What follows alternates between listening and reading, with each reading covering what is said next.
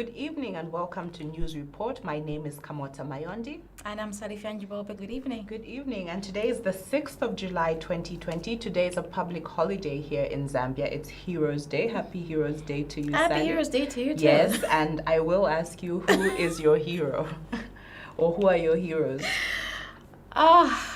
My heroes. Yes. I knew you would get me, off guard. Yes. I think together with the country, I would like to mention that I do celebrate the heroes that we've had in this nation, specifically those that were, with fighting for freedom, the young people at that time.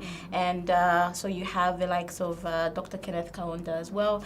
And I still feel like, for me, I think Levi Patrick Mwanawasa the late also is like one of the heroes of this country as well, because it made a lot of, difference, even though it was within a short period of time. The impact was really felt. Right. Yeah. And who is your hero, Okay, Kamota? I was just going to get straight into the headlines. I thought so. I was going to run away from it. But like you, I definitely admire freedom fighters and certain political figures. But for me, heroes come more into like everyday life. Exactly. Like, whether it's like a pillar in the family, someone who does so much, those type of things. So for me, I think one of my heroes is my mom. Yeah. Like, she's a very amazing woman and she's like one of my heroes. That's sweet. Happy Heroes Day to her. Yes, Happy Heroes Day. And now getting into the stories that we have for you. So our leading stories this evening, ECZ will not extend the 30-day voter registration period. The Copperbelt a no-go for UPND, says Lusambo. And fire drunk officers, orders Kanganja. So we get into the stories, but before we do, if you're watching us on Facebook, good evening to you, our Facebook family. And if you're not watching us on Facebook, you're definitely watching us on channel 112 on Topstar, which is live TV, and we have a YouTube channel, which is fantastic. So you have no excuse to miss your favorite shows on live TV, especially News Report. So getting into the details of our first story, the Electoral Commission of Zambia, ECZ, says it will not extend the 30-day voter registration exercise timeframe. So the Chief Executive Officer, Mr. Patrick Nshindano, says this is because everything must be prepared and set towards the date that has already been enshrined in the Constitution. So the ECZ is currently undertaking training and setting up equipment that will target the 9 million people. And he was speaking to journalists in Lusaka, and he urged citizens to turn up in numbers and register as voters. So when you, Sally, when you hear the story, 30 days, 9 million voters, do you think we'll be able to make it? I'm not quite sure, because now there's a difference between how it was done before and how it's being done right now. I'm not quite sure if the 30-day period is really enough time, considering that we have a pandemic that has broken out and everything has had to change within that period of time.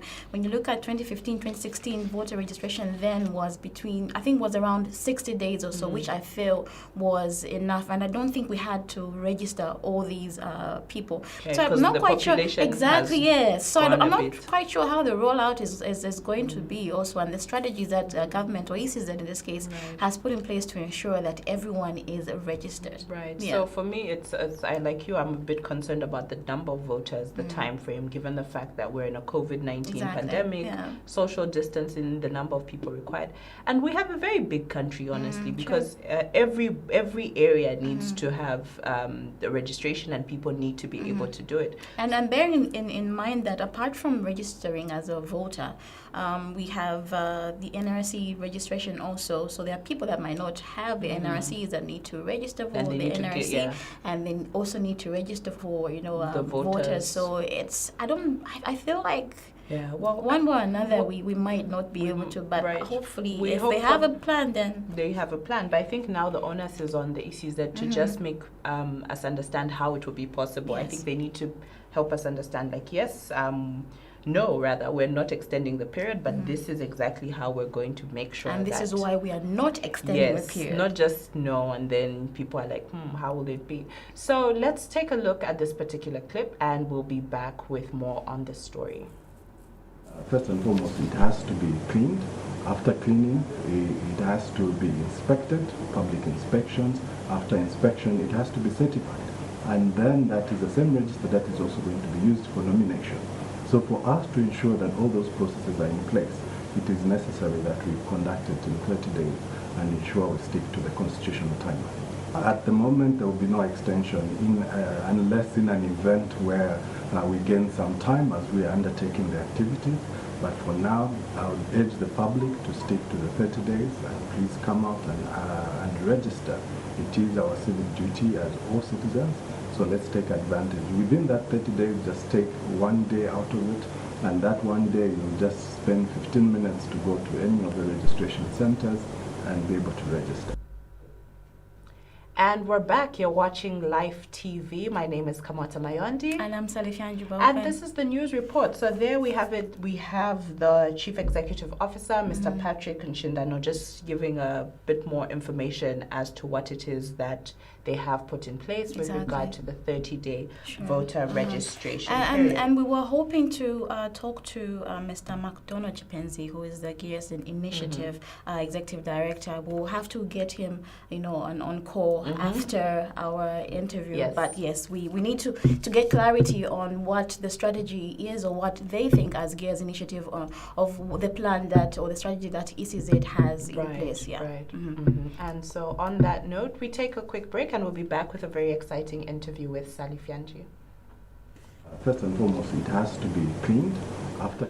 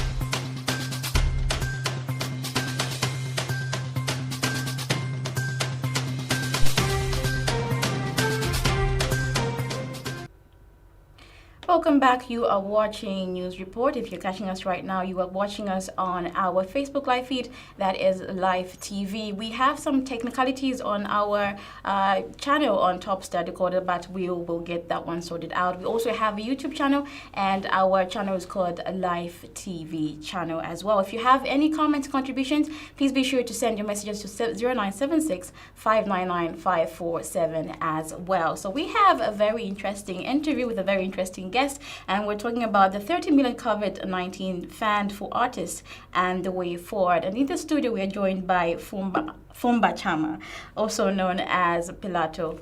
FUMBA, welcome to News Report. Thank you very much. It's kind of a tongue twister, though. Yeah, I'm very happy to be here. Thank you very much. Okay, thank you so much for gracing us this evening. So we will get right into it. Young people took to social media to raise some concerns around what's been happening currently in the nation. So the concerns were based around gold mining, harsh treatment or mistreatment from foreigners, business owners, and also freedom of expression. And young people for the longest time have been fighting for a chance to be heard, and not forgetting the very important thing that is jobs. So the minister in charge of Lusaka, Mr. Bowman Lusambo, in his response called it nonsense and referred to youth as disgruntled, and insinuated that the opposition party may have been, paying or bribing the young people to actually bring disrepute to the current government. Now, in line with that, what was your reaction towards the minister's statement? I think the minister's statement was empty and rubbish, and I think every young person should disregard it. And even when the minister tries to speak next time, we should at all costs try to ignore such empty statements, because they are not in any way helping us build a society that we would want to live in. So it was empty, it was rubbish, and it must be ignored. So by young people having raised those concerns, should we have expected a different response from the minister, or that is expected of him to have responded like that? But obviously, you can only speak from the abundance of your heart, Sure. says the Bible. So if he doesn't have good things in his mind, he can't say good things with his mouth. So it is expected when somebody doesn't have so much nice things or good things or intellectual things to speak. They may not have intellectual thoughts, and so it's too much for us to expect good things to be spoken by somebody who doesn't have good things in his mind. Sure thing. So you're one of the very few artists that's also an activist as well. How long have you been an activist for? I don't know. I've been an artist for about 10 years now. An activist? I don't know. People started calling me an activist. I didn't announce that I was becoming an activist. I don't remember studying being an activist. So people have called me an activist, and I can't remember when they started, but it's not something that I decided that I've started. So it's something that just people started calling me that. But how did it all start? I don't know why they felt the need to call me activist. I've always been like this. If you asked me, people that I worked with, even before I started music, the people that I worked with would tell you that I always spoke about fairness, equality, and justice. I worked with a number of journalists, and they'll tell you how much I held my previous boss accountable. I made sure that we were paid on time. I made sure that every worker, every person that I worked with was treated with respect. And that is before I even started doing music. So for me, it's what I believe in. I believe that every human being deserves dignity. It doesn't matter where or who they are. Every human being who is alive must be respected. So, and for me, the best way to mourn the dead is to respect and love the living. But do you see yourself vying for any political position Nope. in the future? Nope. Nobody voted for me to be PILATO.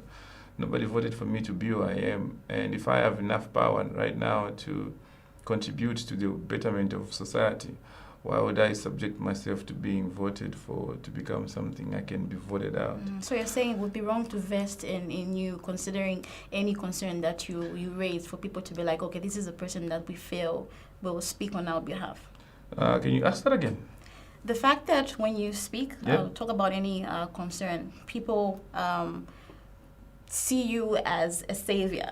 Okay, would it be wrong to actually for people to put their confidence in you and feel that you're probably the right person that will, help make the change that is supposed to be seen? Nobody sees me as a savior. I'm not a savior. I'm not anybody's savior. So in trying to speak my ways, in trying to speak my fears, in trying to defend my integrity, there are those that feel I speak for them. In trying to defend my dignity, there are those that feel that I'm speaking for them. The truth of the matter is, I do not deserve to be anybody's voice. Every human being, especially in a democratic society, has their voice. Nobody has to be viewed as a savior. Nobody has to be viewed as a voice of the voiceless. We all have the voice. We all must be encouraged to speak. What I do is I try to live life fully. And if I can inspire somebody to pursue their freedom to that extent, I'll be very happy. Sure. But not in any way should I be viewed as a voice of the voiceless. I don't want to be the only voice in society. I want to have so many voices that I can speak and be heard, and those that can speak, and I want to hear them speak as well.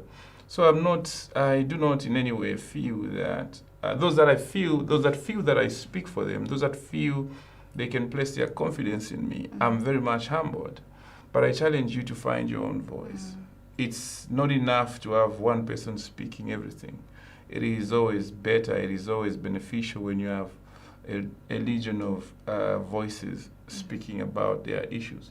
I speak about things that I know. I speak about things that I understand. I may not always understand what you're going through. I may not always understand the weight of what you're carrying or what you're going through.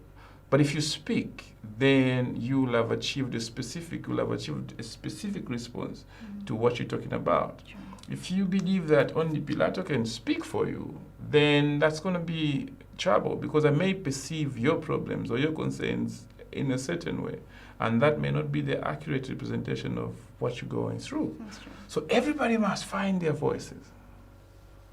Sure. So if you're just joining us right now, you are watching a very interesting interview, and we're talking about the 30 million COVID-19 fund for artists and the way forward. And we're joined by FUMBA CHAMA, also commonly known as PILATO. So on the 22nd of last month, you and several other artists and youth decided to stage... Not just artists, even other young people. Sure. Yes. Okay.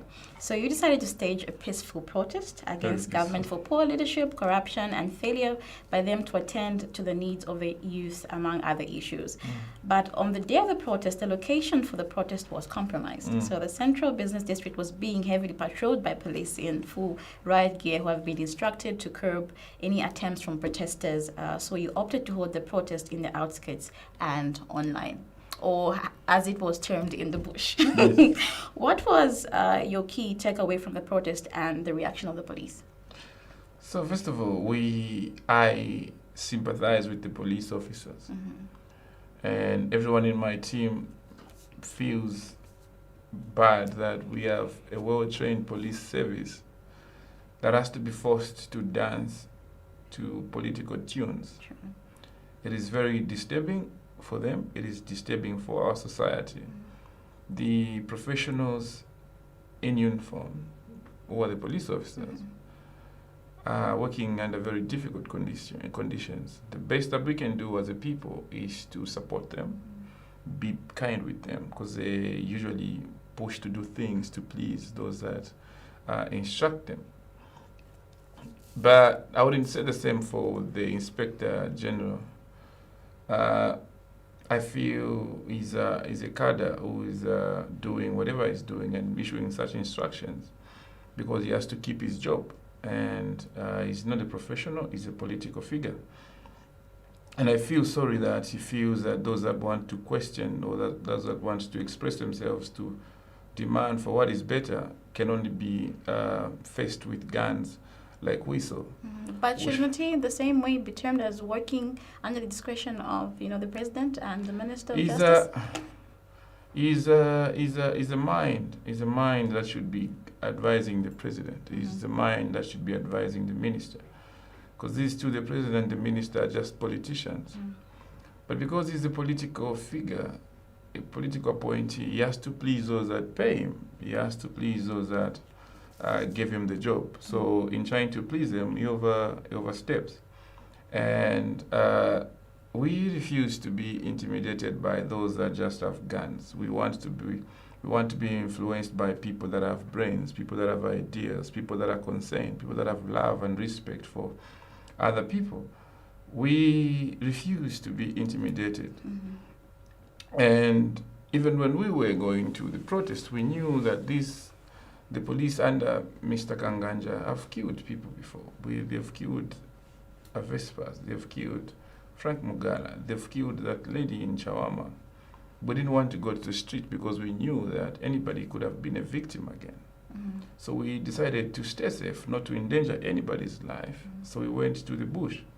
And it is very disappointing that nobody from the government structures has condemned the police and the abuse of the police. But instead they've solidified their position to meet those that want to express themselves peacefully. You meet them with guns and other weapons. And also you have chaps like Tutu Angulube saying break their bonds. So you ask yourself, are we being governed by normal human beings or thugs? It's very confusing. But it's up to us, the youths, the young people of this country, to ask ourselves, is this a society we want to live in? Is this where we want to raise our kids in? Is this a space we want to say we are at home? We must ask ourselves that. If the answer is no to any of those, then we must resist that. We must say no to such attitude and such behavior. Yes. So some may have termed the whole bush protest as maybe a coward move, as opposed to how it was done in the past, where young people would take to the street, no matter what, they would go throw stones and do whatever they needed to do. Doesn't that affect you in any way? No, it doesn't. It doesn't. I just gave you an example of where people have been shot. People have been shot at. And you are not willing to risk that again? We are ready for death, but not ready to surrender ourselves to be killed. We are not stupid. We are young, but not stupid. I'll give an example of Frank Mugala. He wasn't even protesting, he wasn't even doing anything, he was just walking. They shot him.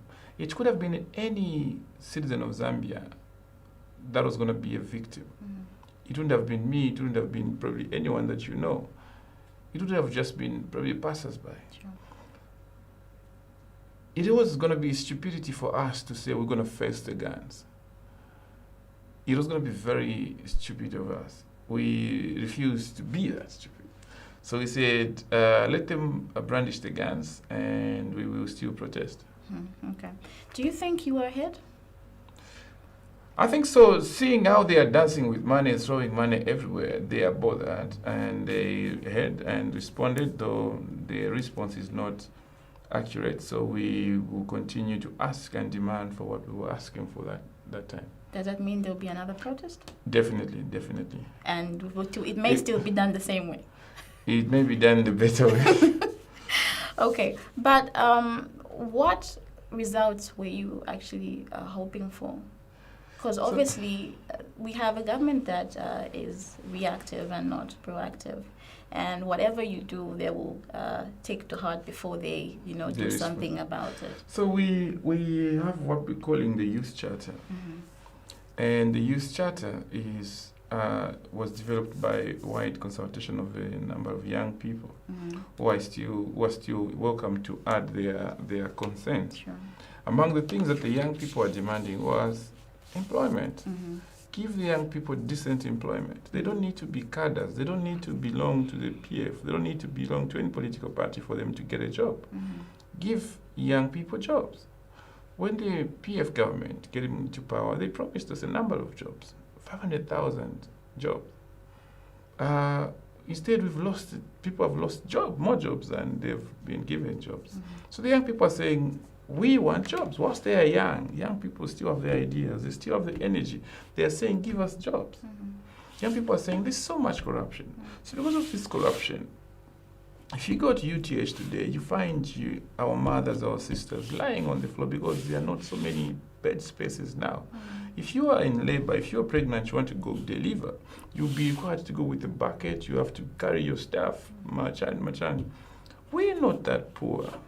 We're not, and that is happening in Lusaka, 1 kilometer away from State House. Can you imagine what is happening in Changomo? Can you imagine what is happening in Lundazi? Can you imagine what is happening in spaces where we cannot go? So we're saying, instead of using the money that we have as a country to benefit just a few individuals, building 48-hour houses, why can't we use this money prudently? So then we have the general public benefiting from this wealth. Sure. So because of corruption, this money ends up in people's pockets. I'm bothered that first-year students at the University of Zambia and CBU were told, we cannot feed you. So now these are people that are coming from poor households. Some of these are orphans. Some of these are pensioners that have not been paid. So they come all the way from the villages or wherever they are coming from to come and live at Yunza, to learn from Yunza, to study at Yunza. But then they have in Lusaka for the first time. They still have to go and find themselves food. That is a problem. These are people that we are preparing to take over this country in the future. Sure. China, where we are borrowing money, they are educating their people for free. They are investing in their young people. Tomorrow, 10 years from now, we know these people are no longer. We know they are dead. We will not be failing to negotiate with China because we were not prepared for that for that job. China is preparing its young people who come and take over and claim the debt that we are accruing now.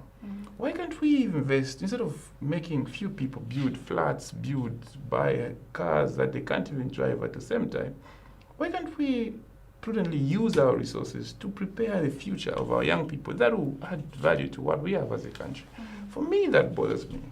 That bothers me. So people are saying, young people are saying, can we take action against corruption? Can we stop this corruption before it's too late? So there's so many things that we are speaking, and the president, in his wisdom, felt splashing 30 million kwacha to artists was the response to all of that. Such a bribe. Okay, so now I wanted to find out, how effective do you think protesting on social media is when the actual voters are, don't have access to social media? What about them? How are you going to appeal to them to actually look into these issues that young people are facing? So we are not looking for votes. We are not looking for votes. But change has to happen everywhere, isn't it? So we're not asking for change of government. We're asking for a change of heart. The impact, I just give an example. We just brought about the issue of 30 million kwacha, which is a reaction from the protest. So there is impact. We're not in any way demanding that people should remove the PF. Okay. What we're doing is asking the PF to act now. They still have time. There's no way we're going to wait for them, wait for 2021. There's no way that's going to happen. 2021 is a different story. What we are saying is, whilst you are there, whilst you have the power, whilst you have the access to resources, whilst you're in control, can you do the right thing? Can you do the right thing? The danger we face is we think this is a political problem. It's not a political problem. If we removed the PF today and we put another guy there, if we, the people, refuse to hold these people accountable, we'll still have the same problem. Exactly. What we are saying as young people is, can we create a society where these leaders are accountable to us, where they don't just get there to get richer, but when they get there to serve the people. Sure.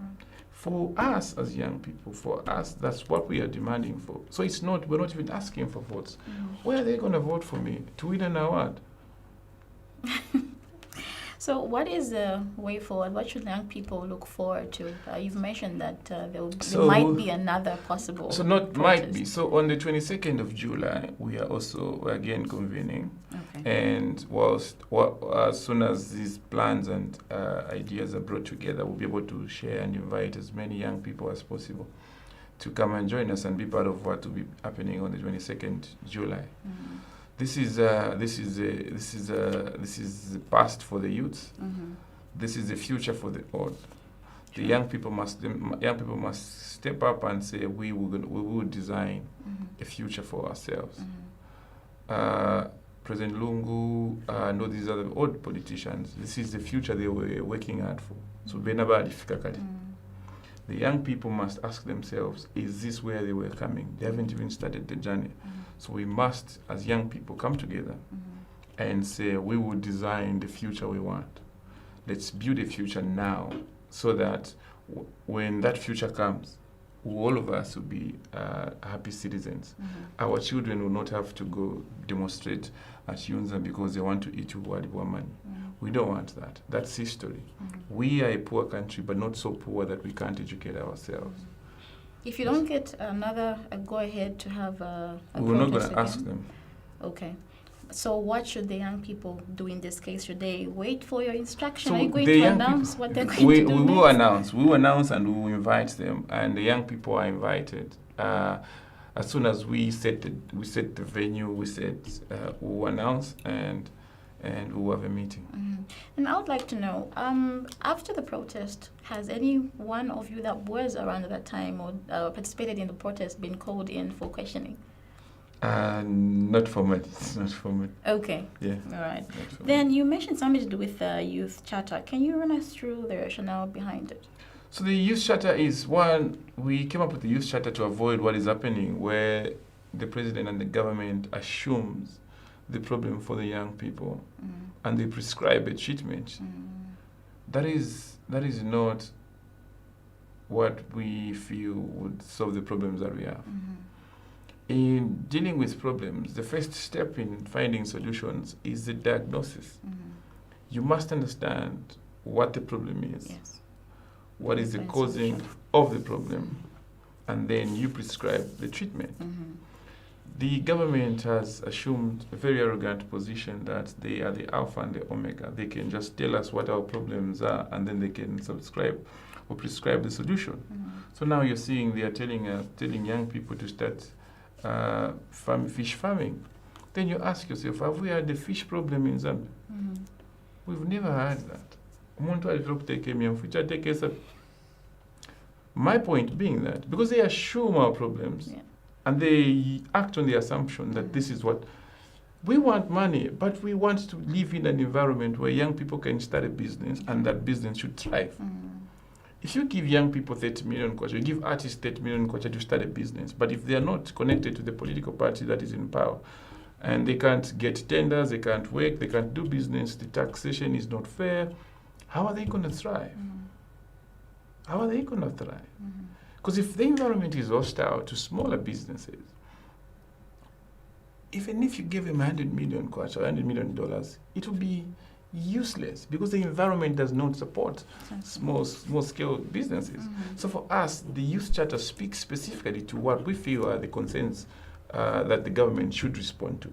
If the government feels that they have their own problems, that they feel our problems, let them spend the money, let them waste the money. But they will not address the problem because they do not even understand the problem. It is very embarrassing that we have Impedaba Minister of Youth who is so clueless about his job. Like he's just like he's just there, he's just there, which is very disappointing. Then you ask yourself, this guy has been in office for some time. What is he working on every single day? What are we paying him for? What is he doing? He doesn't understand what the problem is. Exactly. So the PS under the Ministry of Information and Broadcasting last week announced that government would hold a youth indaba.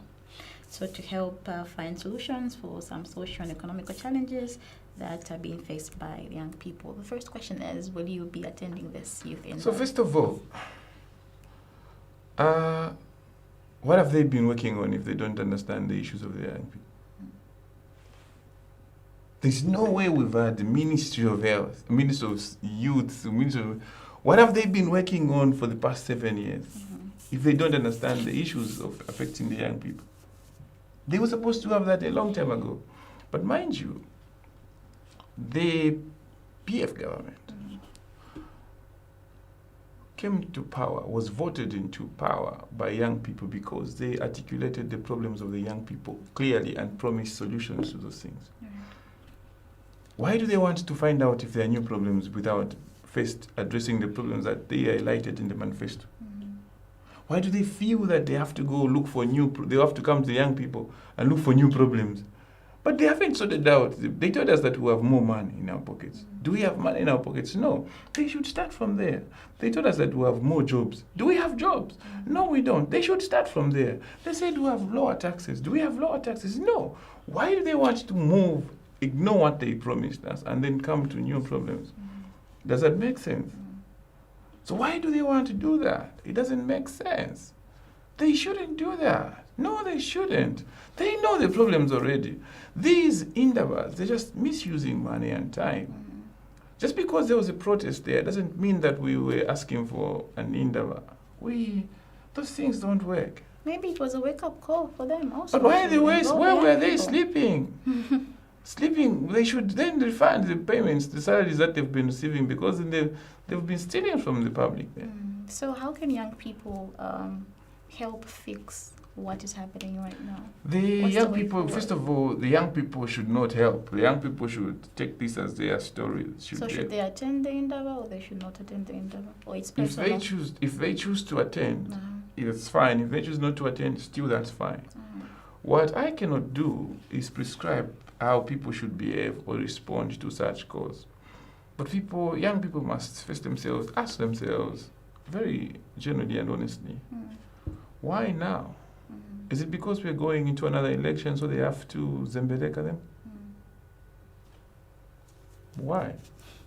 Why did they have to wait for now to understand what the young people, when people have been receiving salaries and payments for 7 years. So now they should, because we have an election next year, they should Maybe come. because no one spoke out then. But what Like, have they are been doing? Can now? they tell us what they've been working on for 7 years? Sally, what have they been doing? Can they tell us? I wish I could respond to that question as well. So if Yeah. you're just joining us right now, we are talking about the 30 million COVID-19 and also the way forward for the young people. And we're joined by FUMBA, CHAMA, aka PILATO. So government has announced the creation of a 30 million youth empowerment scheme for artists countrywide, which will be launched in Lusaka soon. Would you be one of those young people applying for this fund? I don't think so. I don't want to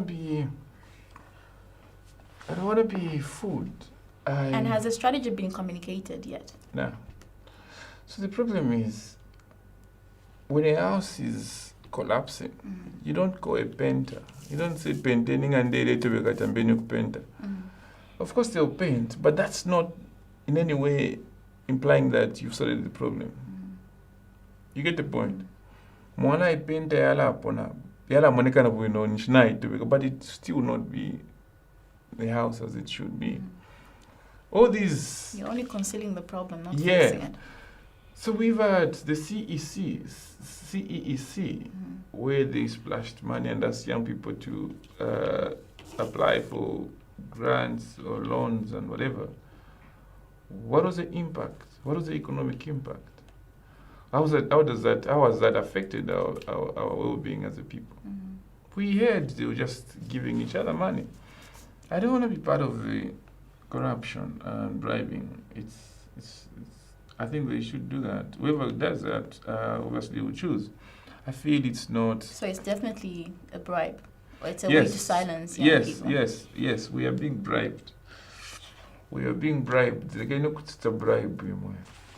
So what alternative can be put in place to cushion artists during this pandemic, the COVID-19?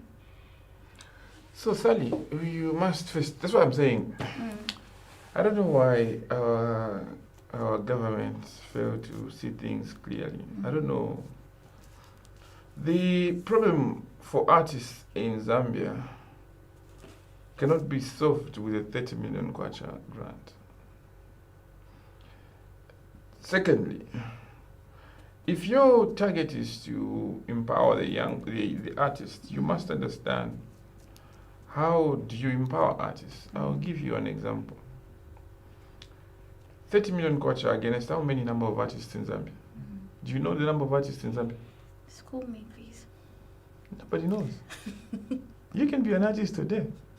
Just go sing Agadu in Bottom Studio. You'll be an artist. Okay. You get my point? Yes, I do. So how do you arrive at 30 million kwacha when you do not know the number of total artists? Okay, I hear your point. You understand what I'm saying? What if somebody was saying the young people are 600,000, 600,000, I don't know, About 6 million. 4 million. Yeah, so now what if those imply that we are all artists? Because artists are a variety. There are those that sing, there are those. We can all turn out to be artists overnight and still get a part of We that. are artists already, trust 30 me. million. Just because you cannot draw does not mean that you cannot write. So if you go art by description or by definition, you realize that all of us have got that art element. But what I'm trying to say is, it is very futile to put a figure to a population that you do not know or understand.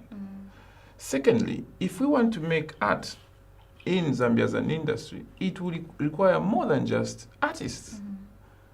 We will require administrators, we will require managers, we will require so many people. How do these people get in? If your target is just people that are involved in the art. Sure. Do we have the industry that can protect the rights of the artists? If I produced a song today, how is the government going to benefit from this art? How much am I contributing to the tax, to the economy through the taxes? There's no such a system. If I was the president, I was going to use that money and structure the art industry so that each and every artist contributes to the GDP or to the economy through their taxes systematically.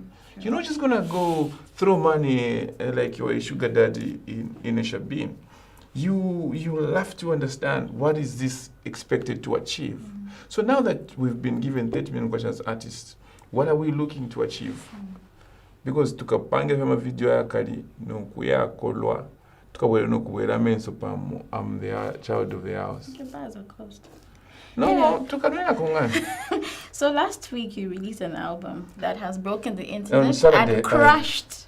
I released an album on Saturday, crashed our website and servers for about 3 times, and we are slowly getting back. So we asked Google to host us. Okay. And Google has said, okay, they're going to do the hosting. So we will be back strong and better, I'm sure, by tomorrow. Would you like to tell the viewers more about this particular album? So this album for me is what I stand for, is what I believe. So I believe that there has to be gender equality.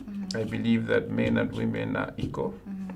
And as young people, again, we must be clear to say, one, what is good for males it should also be good for females.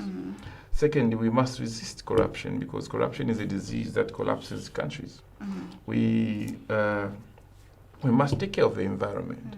The environment is our bigger home. There's no way we can cut all the trees we sell and expect that we'll live better on Earth, because the more trees we cut, the more pollution we do, the more damage we do to the planet and the environment, the more harm we do to ourselves. For me, these are very important things that I'm talking about in the album. And if we refuse to pay attention to so many of these things, if we refuse to respect and the dignity of women, if we refuse to respect the environment, if we refuse corruption, if we refuse to fight corruption, we are not going anywhere. We are doomed as a people. Not just here, everywhere. We have a responsibility, one, to make sure that every human being is dignified. And we should also hold ourselves accountable. Yes, we should. Yes, we should. The danger in all of this is that once there is a group of people that feel left out,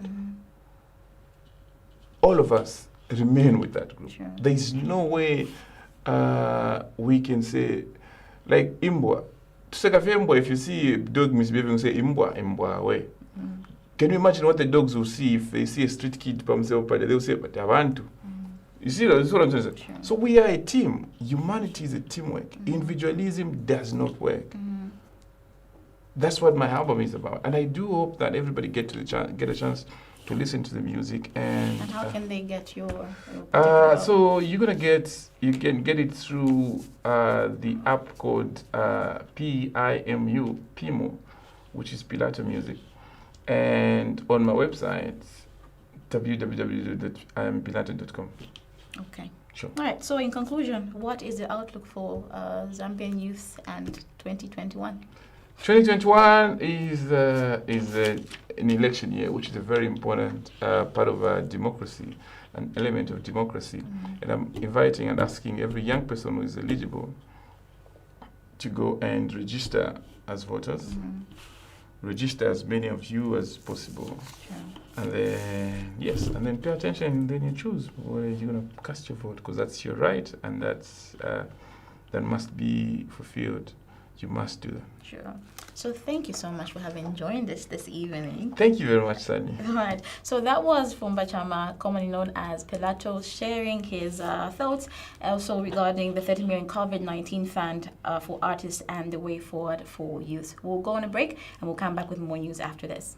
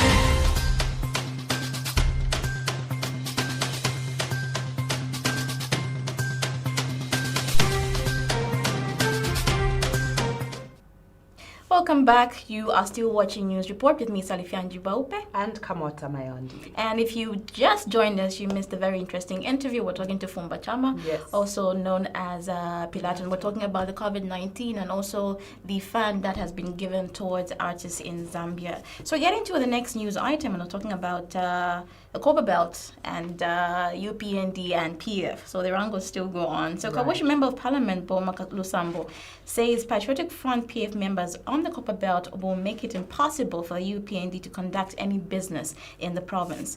Lusambo is also Copper Belt PF Mobilization Chairperson and Lusaka Province Minister, say the opposition UPND has drawn a leadership line by booing President Edgar Lungu in Monze last week.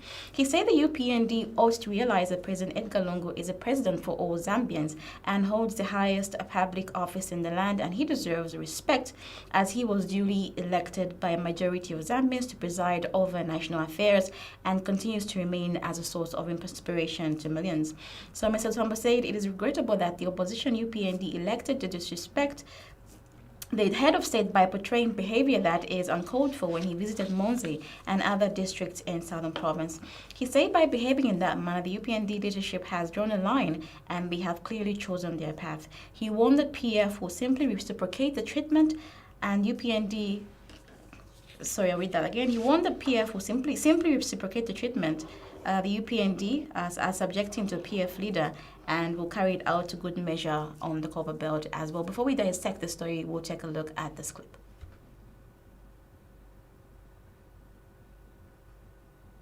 There are people in southern regions here who have a negative attitude and not seeing the works that your government has done.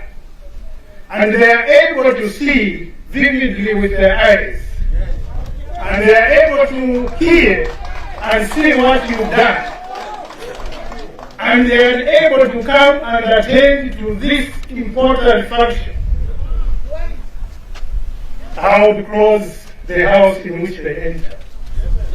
Because we sincerely apologize for showing you the wrong clip, but what are your thoughts, KAMOTA, towards this particular story when it comes to the reaction of the Lusaka Province Minister towards the UPND leader and what happened in Monze? Well, leaders ideally have a tough skin. You are popular sometimes, you're not popular sometimes. And being booed is a bit awkward. I understand that it's a bit of a shame if as the person receiving that, but I don't think it recalls for reaction of this level. I feel that we're getting to a point where there's a lot of like reactive behaviors, and to say that they'll be sure to give it back a turn, I feel when we start to speak like that and sort of have like revenge and chochise type of vibes around our politics, it's very counterproductive. And it also now starts to border along worrying for what will the retaliation or what will pay it back look like, you know. So are we going to keep escalating these type of things? And if you get booed, I think you now need to dissect. Why am I being booed, or why did this happen? And well, it also makes me a bit uncomfortable because it starts to now borderline conversations that we have around tribalism and stuff like that. For example, the Monze situation, Southern Province is where a lot of the Tonga people originate from, and opposition leader UPND Hakainde Hichilemba happens to be from that particular area. It's an area where he could possibly be stronger for a reason of it being his home area. You know what I mean? But then when we start to have I feel like this can go very, it's a sensitive issue. Yes, that's the area that he's more popular. Yes, they may have booed the head of state, but it doesn't need a reaction. It doesn't need a reaction. And sometimes I feel when you're be the bigger person, just be like, okay, we'll move on. We don't need to start saying, oh, when you come this side, you'll see. I feel it kind of... sometimes you have to be above them, you know, be above negativity. So I don't know what your thoughts are on that. I'm actually just laughing to myself right now. I feel like if probably they had their way, if Mr. Lusama had his way, he would pick one person The up ones and who are say, booing. why are you booing or why are you doing this, you know? Yeah. Because I feel like for me, I'm sorry to use this term, but I feel like there's such a level of pettiness in how their That reaction is the word. the reaction towards the bullying was accepted or taken by the provincial minister himself. Like you said, it's okay to ignore certain things. You know, leadership is not about reacting to everything. Pick your battles. Exactly. And when it comes to parenting now, sorry to use this as a reference point. When it comes Because to you know I parenting, hate the parenting. I know. But what it is that your parent now at your age, your parents cannot come to you and ask you or tell you what to do. They'll ask you, why are you doing this? And then you give a reason as to that, but they don't control your every movement because you're in a position to make your own decisions. Now, and Kola, you have exactly, sense. you know, Or you should have sense. yeah, so obviously the people had a reason for doing that. And I don't think it's fair to just like pinpoint or put it on the UPND president to say, oh, it's your fault that your people were bullying. I mean, there's so much individuality there. People are, he's his own person and their own, I don't really understand. We do have other political parties. We do have people in certain areas who might not necessarily just identify with the one party. So there's also that aspect of just bunching up people. Exactly, right? And for me, I feel it was very unprofessional and it does not really show a good leadership quality as well. The response from the Lusaka provincial minister as well. So what then does this mean? You know how life is, eh? You might think you are winning the people and discover at a certain point that you're actually losing them by how you are reacting towards certain things. So in as much as you'll have people that, you know, rooting for you at that particular time, you don't know what will change, may change in the next 2 minutes, you know, you know. Because they'll be like, okay, if we do something wrong, then this is the reaction that we're going to get also as individuals. And this is this type of person we want, you know, to represent be. us. Exactly. So, because leaders represent us at the end of the day. Yeah. They are our hand. They are the people who we put in that particular office. So. And which reminds me, before we go into the next story, I feel like the notion that we have, I think we need to change how we think. There's a notion to do with, you know, where if you're coming from a poor background, you'll be able to, you know, be the mouthpiece of the voice for the people that are coming, you know, from the same background as well, like you represent them properly. But I'm beginning to think like that's not it, really. It doesn't matter where a person is coming from. But, you know, before any action is taken, people tend to buy into words. You tell me something, I'll listen to it, I'll buy into it, and I'll follow you based on that before I even, partake into any action whatsoever. The same way when people go into, political parties go into campaign period, they campaign, they say a lot of things, and then when it comes to now delivering it becomes a different story as well. I get you. Like we are holding on to words. We need actions that back up these particular words. And so we get into our next story. So the Inspector General of Police, Kakoba Kanganja, has ordered the immediate dismissal of a drunk officer whose video went viral on social media. So this particular officer was seen to be staggering and completely drunk whilst in uniform, which is against the code of conduct of uniformed officers. So speaking during a handover of 50 housing units for police officers in Mazabuka police station on Saturday, Kanganja said the officer in the video will be fired with immediate effect, and he further directed all regional commanders to deal with undisciplined police officers, and he also expressed worry as to how officers are engaging with the law and the high levels of indiscipline that are currently being seen. Also, he further cautioned police officers to avoid engaging in politics in the quest for positions from the opposition. And this particular report was carried out by Biata FM. Before we take a look at the clip, it's really unfortunate that that particular video leaked, and for me it always just goes on to be a cautionary.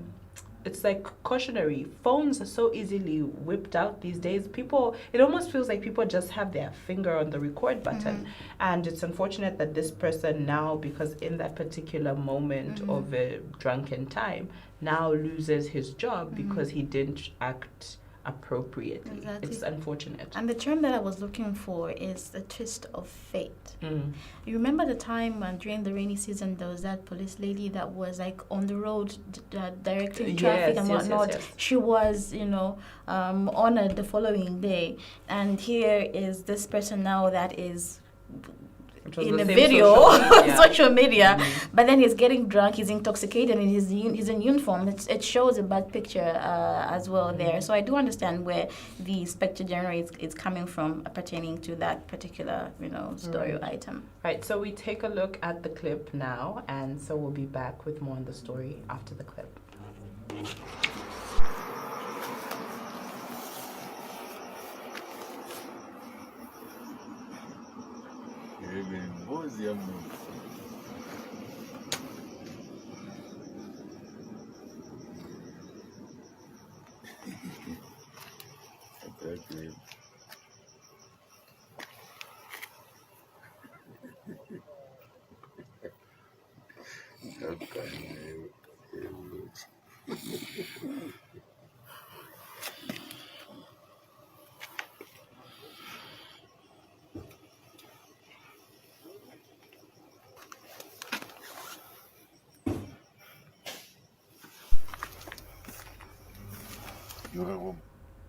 Extremely unfortunate. So that's the particular video that went viral, and it's unfortunate that someone who is in a position of leadership, because when you're a law enforcement officer, people look up to you, and you can't go around representing such a wide group and acting in a careless manner.